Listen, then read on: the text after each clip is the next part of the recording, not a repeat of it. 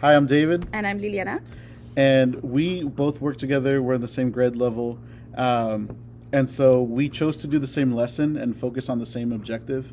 And I think our rationale for doing this fluency lesson is because we constantly go through running records and we look at data, and that lets us guide our instruction and plan our strategies, and so that lent itself perfectly to this fluency lesson because we noticed that in our running records, they have that need of reading fluently. And so we need to provide that sort of instruction for them. Um, Also, as we stated earlier, about half of our class is reading below grade level, and they are EL students, and so it's important for us to model what reading fluency looks like and provide examples for them. And so that's the focus of our lesson today.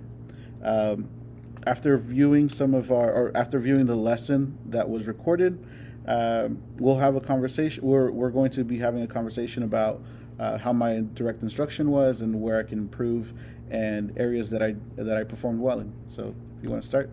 Okay, so addressing the second question is how effective was the direct instruction? And I think the direct instruction was effective. I think you met the objective. Students were able to not only understand what were the different components Uh of huh. fluency, but they were also able to perform fluent reading through your modeling. So some of the strengths that I noticed, I liked the fact that you provided modeling. I like that you provided students with the opportunity to echo read. So Right. that was another opportunity for them to hear what fluent reading should sound like. I liked how you, throughout the lesson, you reminded them of their goal. What was the Mm-hmm. objective?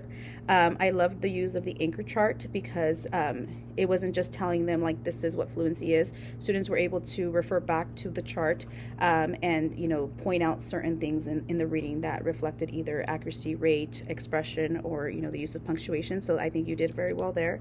I think that students really understood how to reference back to the anchor chart. I like the fact that the lesson was very interactive.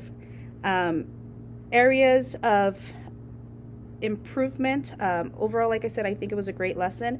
The only thing I feel that you could have done a little bit more is maybe reference the anchor chart Right. throughout the lesson a little bit more. There was a few times also when you had students read where I feel that they could have you could have paused and Paused. corrected Yeah. students.